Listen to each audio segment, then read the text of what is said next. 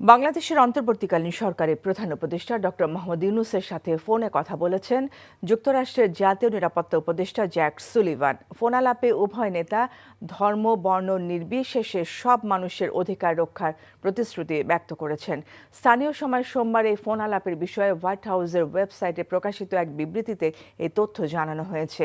এই ফোনালাপে চ্যালেঞ্জিং সময়ে বাংলাদেশকে নেতৃত্ব দেওয়ায় ডক্টর ইউনূসকে ধন্যবাদ জানিয়েছেন তিনি। একই সাথে বাংলাদেশ যেসব চ্যালেঞ্জের মুখোমুখি হয়েছে সেগুলো মোকাবেলায় যুক্তরাষ্ট্রের অব্যাহত সমর্থনের কথাও উল্লেখ করেছেন যুক্তরাষ্ট্রের এই জাতীয় নিরাপত্তা উপদেষ্টা।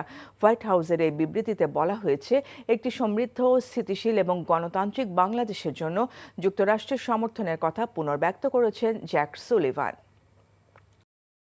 চাকরি পেয়ে গেছি। চাকরি? আপনার কি কোনো কমন সেন্স নেই? আপনি একটা মানুষের বাসায় ঢুকে পড়ছেন কিভাবে? বাসায় প্রবেশের কি নিষেধ আছে নাকি? এই অসময়ে ছাদে আসার কারণ কি? নতুন করে কারো প্রেমে পড়লেন নাকি?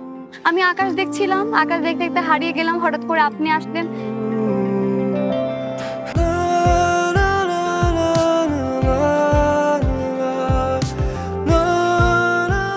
তুমি এখানে কেন?